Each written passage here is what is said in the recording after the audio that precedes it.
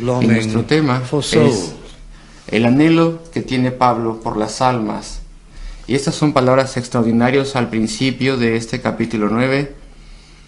Y bueno, llegamos a este punto en nuestro estudio al respecto de esta carta tan maravillosa. Y aquí tenemos entonces una insistencia triple que hace Pablo al respecto de la veracidad de lo que él está a punto de decir, al respecto de su dolor y su gran angustia que él tiene por tantos judíos que nunca han encontrado a Dios y nunca le han adorado verdaderamente a partir de su corazón. Una insistencia triple. ¿Y por qué? Pues porque el apóstol sospecha que lo que va a decir al respecto de esto será dudado. Pues no, él no piensa que esto será así, que van a dudar al respecto de lo que va a decir, que tal vez alguien piense que esto no es verdad. Dice: verdad digo en Cristo. Esto es como un juramento. No miento. Mi conciencia me da testimonio en el Espíritu Santo. Él no podía ponerlo de una forma más firme. ¿Y por qué va a tal grado como para autenticar lo que está a punto de decir? Bueno, él no quiere que los que están leyendo esto piensen que él está hablando a la ligera. Después de todo, esa sería nuestra sospecha natural. No que Pablo no estuviera diciendo verdad, sino que él estaba hablando ligeramente, a la ligera, hablando respecto de su angustia por las almas perdidas de los israelitas. Eran sus enemigos jurados, por así decirlo. No se consideraba a él como enemigo de ellos, pero ellos sí que lo consideraban a él, a Pablo, como su enemigo de ellos, de los judíos. Le trataban muy mal. Buscaban su muerte, habían señalado a quien le asesinase, le perseguían constantemente cada que tenían la oportunidad de hacerlo. Habían ya pensado que ya lo habían matado, de hecho, cuando él tuvo que atravesar, pues le apedrearon. Y bueno, el apóstol Pablo, si no tuviese gran dolor por ellos, no podríamos leerlo como lo leemos ahora, pero él sí tiene dolor por ellos. Él desea que entendamos que él no está hablando de forma poética o a la ligera o de forma general. No tenemos que entender que dice: algunas veces tengo gran dolor por la desgracia de los israelitas. No, él tiene este dolor todo el tiempo. Él está muy atribulado. A pesar de que ha sido torturado, él les ama profundamente, lamenta su situación, a pesar de que utiliza este lenguaje constantemente en sus epístolas, que le recuerda a las personas de la terquedad de los judíos y de la incredulidad de los judíos. Por favor, de todas maneras, no piensen, y él nos dice: por favor, no piensen que eso significa que yo estoy en contra de ellos, que yo les desprecio o que les odio. No. Constantemente lamento y siento este dolor y tribulación. Versículo 2, que tengo gran tristeza y continuo dolor en mi corazón. La carga que tiene siempre está allí, y su carga es tan grande que en el versículo 3 dice: porque desearía yo mismo ser anatema, aunque sabe que no es posible esto, pero está tan lleno de dolor que él desearía, leyendo la Biblia de las Américas, yo mismo ser anatema. La Reina Valera del 60 dice: deseara yo mismo ser anatema, separado de Dios, por amor a mis hermanos, los que son mis parientes según la carne, los israelitas. Así de fuerte es el sentimiento que tiene por ellos. Entonces, desde el principio de este estudio que tenemos el día de hoy, y no voy a permanecer aquí mucho tiempo, pero desde el principio tenemos un gran reto. ¿Cuál es nuestra preocupación por los que no han sido salvos, queridos amigos? ¿Cuánto pensamos al respecto de las almas que no han sido salvas? Aquellos que no son salvos en nuestra familia incluso. ¿Cuánto nos preocupamos? ¿Cuán profundamente lamentamos su situación? Claro, ellos han rechazado al Señor, lo sabemos. No quieren escucharnos a nosotros, no nos escuchan, por así decirlo. Nos han cerrado la puerta en la nariz si intentamos señalar algo. Se ponen hostiles en contra de nosotros, muy molestos, muy sarcásticos, airados, y nos desprecian. ¿Esto afecta nuestro amor por ellos? Tenemos una profunda preocupación por ellos, tenemos compasión por ellos, a pesar de la mala actitud que puedan tener. Bueno, si fuéramos como el apóstol Pablo, por lo menos un poco, desde luego, si fuéramos como nuestro amado Salvador, pues esto no sería así con nosotros. Entonces dice, tengo gran lamento profundamente su situación en nuestros corazones. Y si fuéramos como Cristo o como Pablo, esto sería así con nosotros. Tenemos que meditar más al respecto del futuro de las almas perdidas en el castigo eterno. Tenemos que esforzarnos en que nuestro corazón sea conmovido mucho más de lo que pueda estar conmovido ya. Tenemos que pensar mucho más al respecto de la vida sin sentido que las personas están viviendo.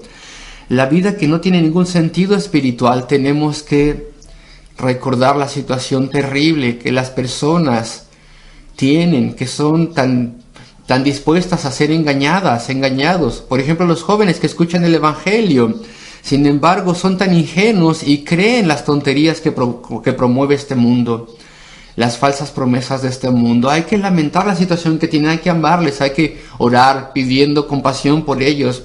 Y tenemos que pensar al respecto de nosotros, cómo fue que el Señor un día puso su mano sobre nuestro corazón, cuando nosotros éramos tan orgullosos, cuando éramos tan egoístas, cuando despreciábamos lo que era todo lo que venía de Dios. Tenemos que tomar tiempo para poder conmover nuestro propio corazón. Este es un reto. Incluso los colegas más antagonistas y familiares también jamás nos han tratado tan mal como los judíos trataron al apóstol Pablo. Y aún así él puede decir, tengo gran peso, tengo gran dolor en mi corazón por ellos. Y es muy importante que nosotros entiendan a qué grado él les amaba, a qué grado lamentaba su desgracia, de modo que da esta afirmación triple en el versículo 1. Verdad digo en Cristo, os aseguro solemnemente que lo que estoy diciéndoos es verdad. No miento, no estoy exagerando.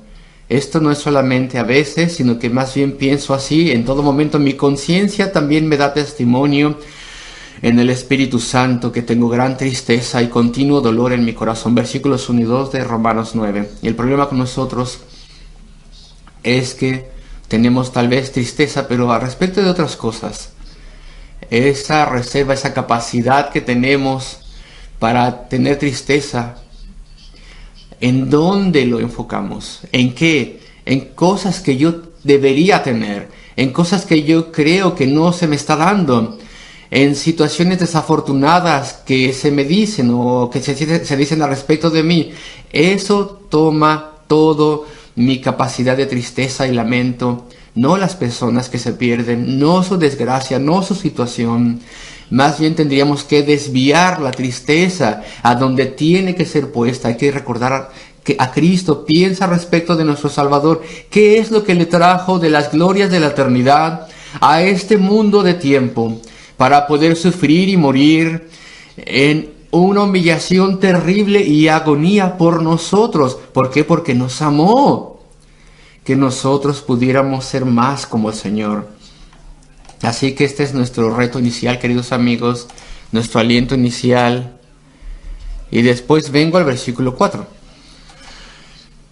Y el apóstol va a decir algo al respecto de la terquedad y la resistencia que tienen en contra de Dios. Muchos de los israelitas eran así. Y él enumera diferentes cosas. ¿Y qué son estas cosas? Que son israelitas.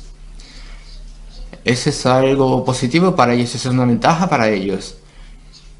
Esa es grande ganancia para ellos. Quienes son israelitas, lo explico en un momento, de los cuales son la adopción, a quienes pertenece, a quienes se los dio la adopción. ¿Qué es esto? Y la gloria. También se les dio eso.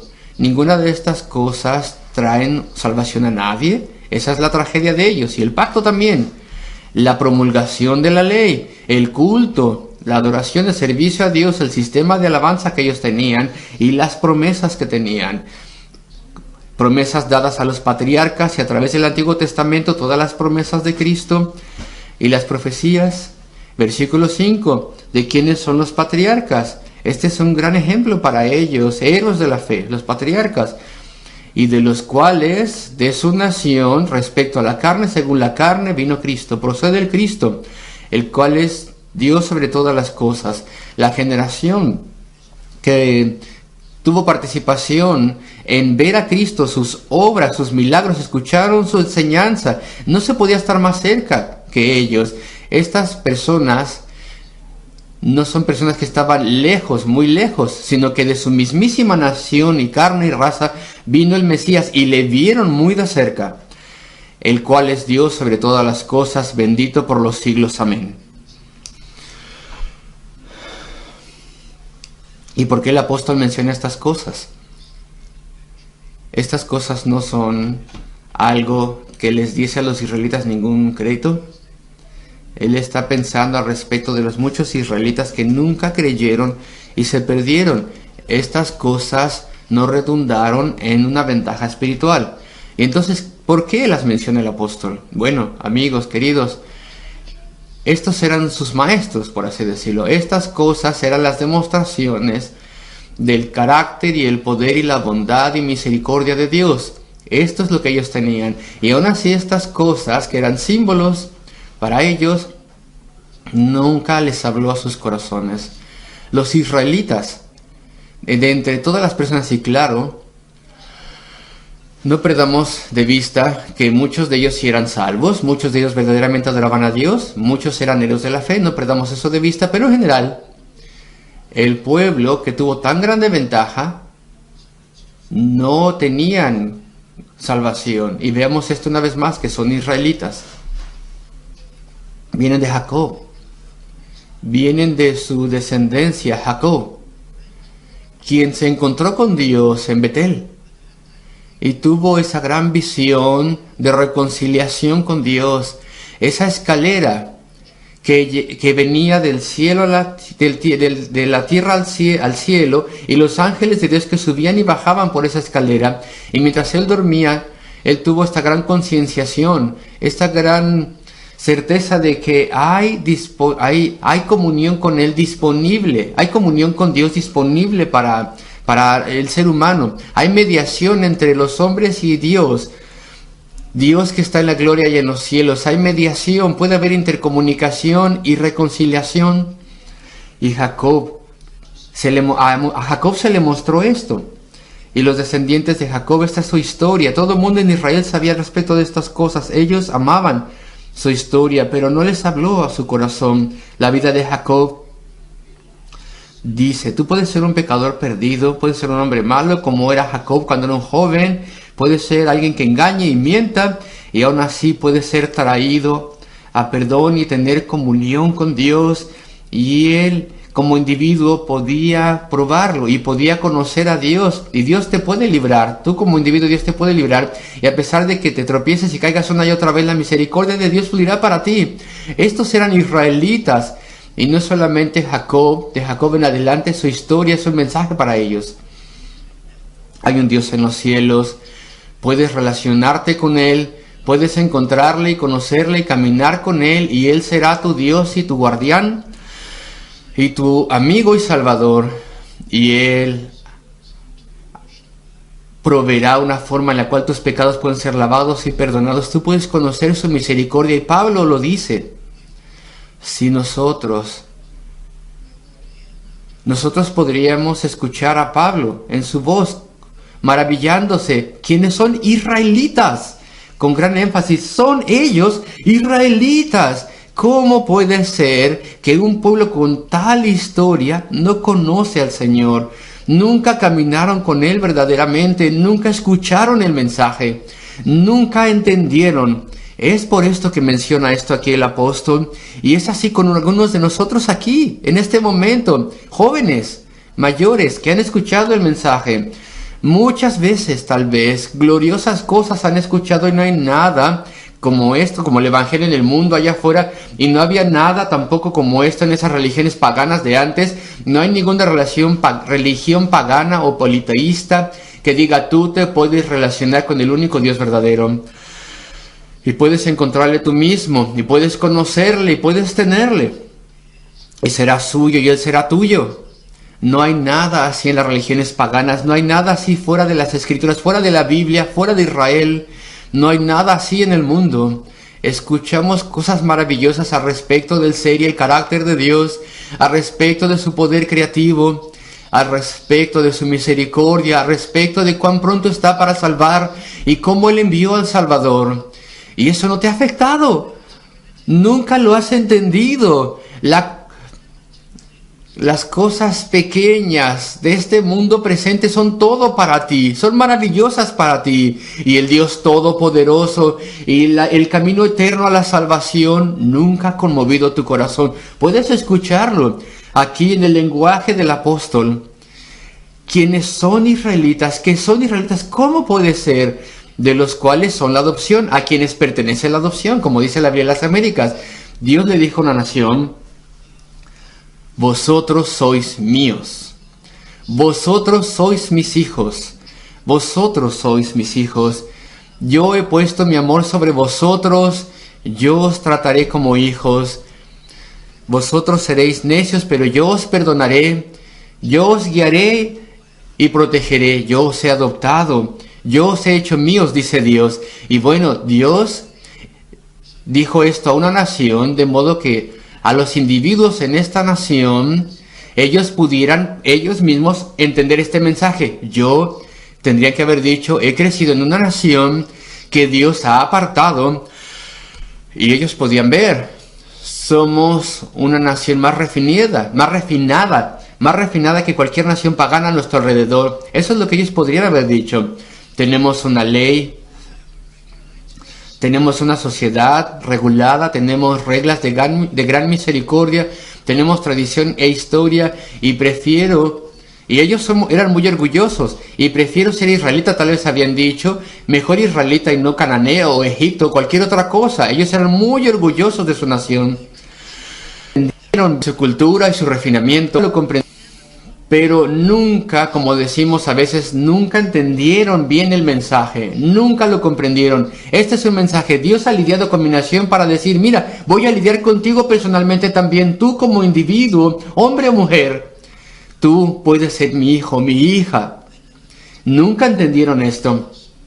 Nunca vieron el mensaje con claridad en la adopción de su nación, la amabilidad que había en esto, que Dios enfocase sobre mí y me levantase, enfocase sobre mí su amor y me levantase. Es lo mismo con la gloria que encontramos aquí en el versículo 4, de los cuales son la adopción y la gloria. Tenían la gloria de Dios en el lugar santísimo, en el tabernáculo, en el desierto y en el templo. La gloria de Dios estaba presente con ellos, pero no fue solamente en el lugar secreto, en el lugar santísimo, sino que también en los tiempos antiguos, en el pilar de fuego por la noche y en el pilar de nube que les guiaba durante el día. Y cada que Moisés iba al tabernáculo de la reunión para poder hablar con Dios porque había un problema, el gran pilar de nube descendía y todo el mundo temblaba, porque la gloria de Dios estaba presente con nosotros. Evidencia era esto para ellos, la gloria de Dios, que era un Dios todopoderoso, quien probó la presencia de Dios para con ellos. Y el mensaje era: Él probará su fidelidad para conmigo, su fidelidad para conmigo. Él obró gloriosos milagros entre ellos. Y lo mismo pasa con nosotros hoy en día, queridos amigos. Los paralelos son muy fuertes. Querido joven, querida joven, ¿tienes tal vez algún amigo, alguna amiga que ha sido salvo, salvada? ¡Qué cambio! Es un niño, una niña, un joven, una jovencita diferente, un cambio dramático. Es una persona diferente, diferentes estándares tiene, diferente actitud. Ese egoísmo indomable se ha ido. Ahora es una persona diferente, una mujer, un hombre diferente. La gloria de Dios la vemos un poco de esto, pero tú no lo quieres para ti, lo echas a un lado. Qué cosa tan triste. ¿Cómo puede ser, dice el apóstol aquí, cómo puede ser que tenían todos estos beneficios y oportunidades israelitas? Tenían la adopción, tenían la gloria, tenían el pacto, los pactos los tenían. Algunas personas piensan que esto se refiere al pacto que Dios hizo con los judíos Y el griego está en plural, no en singular, y está en plural porque se reitera una y otra vez. De hecho, tenían 3 pactos ellos. Tenían un pacto nacional de que Dios estaría con su nación hasta que viniese el Mesías, hasta que Cristo viniese. Y ellos serían guardados de demasiada idolatría, serían instruidos, se les darían profetas, se les enseñaría cómo reconocer y aceptar al Mesías cuando Él viniese, y ese pacto duraría hasta el tiempo de Cristo. Tenían un pacto de las obras que se les dio en la ley en el monte Sinaí, y este pacto era un pacto severo porque publicaba la ley de Dios y sus estándares. Y también decía: haz esto y viviréis. Si guardas este pacto de forma perfecta, si guardareis esto, entonces seréis adoptados por Dios. Pero junto con ese pacto de la ley, también en el Antiguo Testamento vemos en específico como Deuteronomio 29 y 30, también tenemos ahí a Moisés diciendo: hay otro pacto junto con aquel que se dio en el monte Sinaí. Y él anuncia a las personas: es un pacto de gracia, un pacto evangélico le llamamos.